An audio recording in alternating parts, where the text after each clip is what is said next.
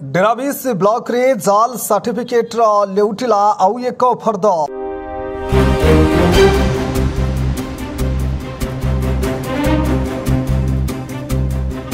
डेराबिस block रे MBK पदवी पाई जाल सर्टिफिकेट कारबार आउ एक अभियोग।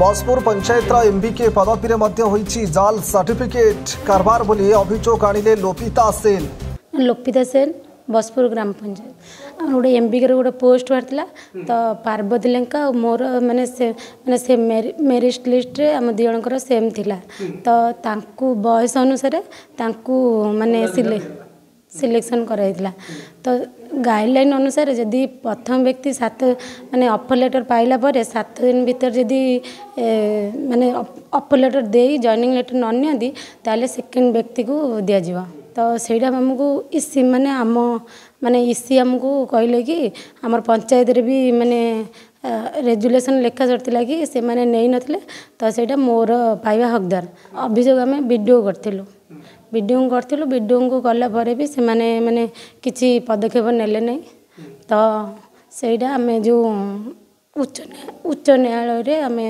सेटा हाईकोर्ट रे केस करथिलु तापरे हाईकोर्ट रे केस कला परे एबे कहउछन कि माने नुआ गोटे नुआ से जो पोस्टटा आउ थरे सेटा चयन हवा दरकार जिला भले कहले कि उधर माने सेटा पद पे आउ थरे अप्लाई हवा सेकंड रे तो मु अछि ना सेटा मु पाया दरकार तो से आउ थरे कम भाई हम मु चाहूँ कि सेकेंड रे मु अच्छी तो से पदटा मत ही दरकार माने तांकर सबू माने ऑफर लेटर आ सर्टिफिकेट सबू थे माने तांकर फर्जरी कर आरटीआई मगाला आरटीआई मगाला पर सेटा माने गोटे ऑफर लेटर रे 7 दिन माने टाइम पड़ी आउ गोटे रे 7 दिन पड़ेनी कि सिग्नेचर सबू सेम अच्छे सर्टिफिकेट भी से गोटे रे अच्छी पार्वती लेंका अच्छी +2 रे आ +3 रे जो प्रभाती लेंका सेटा जांच कला पर जना पड़ियो।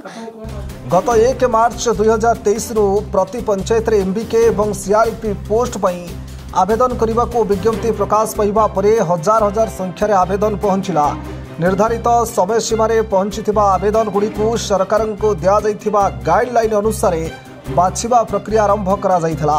एठी आरंभ होइथिला असल खेल। गाइडलाइन को फू करी उड़ाई देले ब्लॉक लेवल रो किछि अधिकारी। एमिति किछि घटिछि डेराबिस ब्लॉक रे बोली अभियोग हेउछि। अभियोग अनुसार एमबीके सिलेक्शन कमिटी बाछिबा ठारू नहीं एमबीके सिलेक्शन करने पर्यंत प्रति प्रक्रिया होइछि चंचकता। प्रकृत शिक्षागत योग्यता पाइथिबा प्रार्थी को मात देइछंती जाल सर्टिफिकेटधारी आउ हाथै नैछंती एमबीके पोस्ट। ए केलांकारी रे कुआडे सामिल अछंती ब्लॉक एवं मिशन शक्तिर बड़ बड़ अधिकारी समेत एक जाल सर्टिफिकेट तैयारी करुथुबा रैकेट धीरे धीरे जेतिकी गुमर फिटुची अभियोगर फर्द मध्य सेतिकी लंबुची। प्रथमे जरा बारीमूल पर चांदोल पंचायत पर एवं अभियोग होइछि बसपुर पंचायत एमबीके पोस्ट अनियमितता। मु देवव्रत लेंका आम गाँ हूँ नरहरिपुर पंचायत बसपुर पंचायत रे एमबीके पद पाई सरकार तरफ तेणु से बहु संख्यक पिला आवेदन करथिले। से आम गाँव लोपिता सेन प्लस आउरी बहुत संख्यक लोक देइथिले। तांको सहित थिले पार्वती लेंका आउ लोपिता सेन को मध्य रे जेहेतु मार्कसीट हिसाब करागला मार्कसीट हिसाब रे पार्वती लेंका आउ लोपिता सेन ए दी जनकर समांतर आसीगला।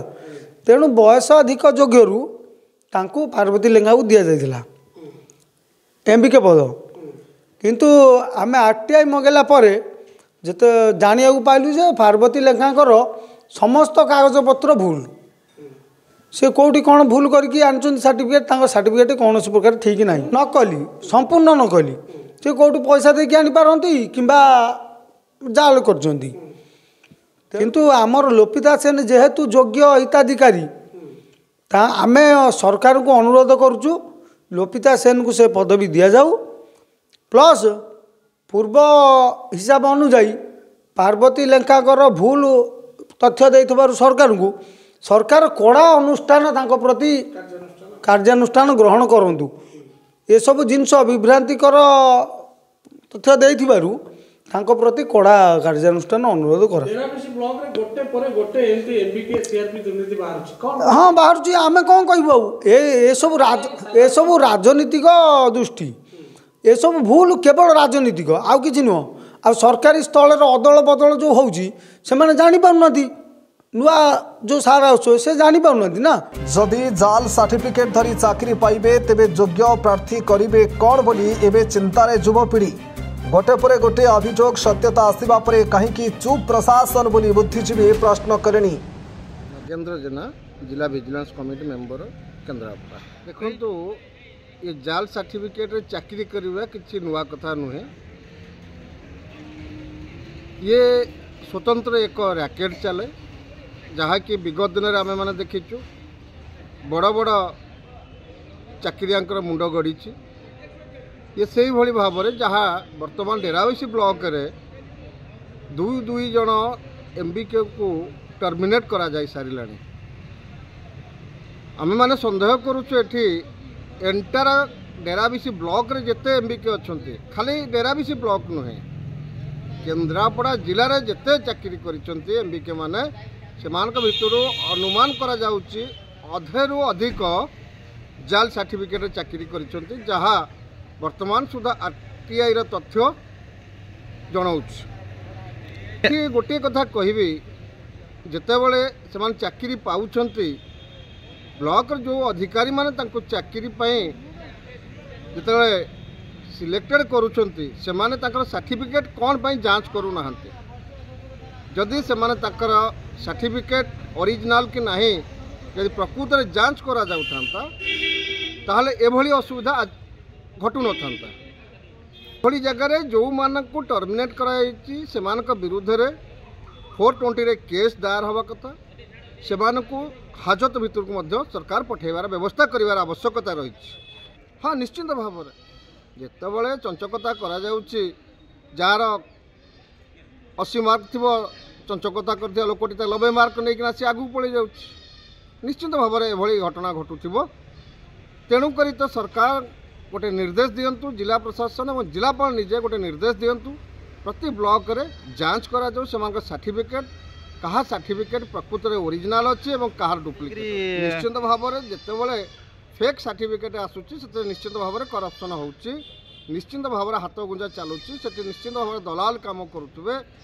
एथिरे कौन सी दुई मत ना नहीं आम यही आशा रखिबू जिलापाल महोदय निजे बीएलओ मानक निर्देश दिंतु से जेते एमबीके बा सीआरपी अच्छा समस्तंकर सर्टिफिकेट जांच करंतु।